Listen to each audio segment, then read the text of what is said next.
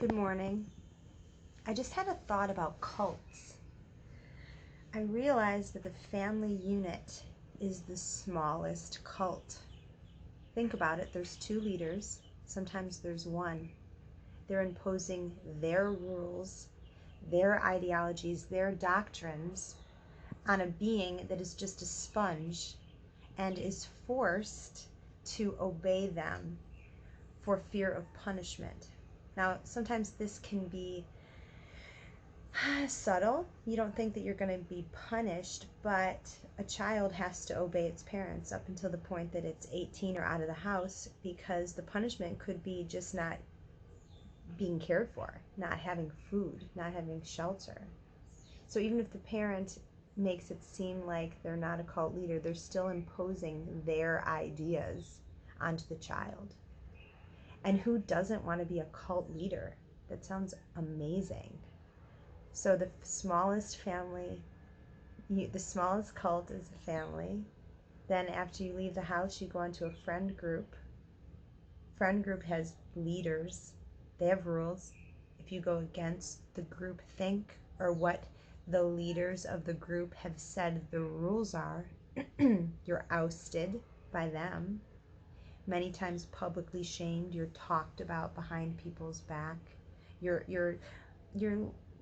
it's known that you're not welcome. They shun you. They stop being your friend. So you're ousted by the friend group cult.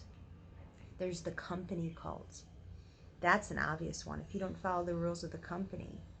But now it's with social media, it's even more of, if you don't follow the thoughts that the leaders of the company have, maybe the political thoughts, or how they feel about a topic like maybe coronavirus or one of the hot things going on today. So it's becoming more and more subtle. So just like in the past when you needed a whole film production company to make a video because people didn't have videos on their phone, now everybody's a filmmaker. Okay, now everybody's a cult leader. Everybody's capable of it. In the past, we only recognized the big culprits. Like, okay, religion as a cult. We get those ones. But now what we're seeing is the human apes. They just love being cult leaders. And anyone who doesn't fit into their mold and play by their rules, they oust out. And that's why everyone's afraid of free thinkers, and that's why everybody hates them. So that's my thought on cults and family as the smallest cult. Just recognize that everywhere you go, you're going to be in one. People are going to be trying to pull you into theirs. It's a sandbox theory.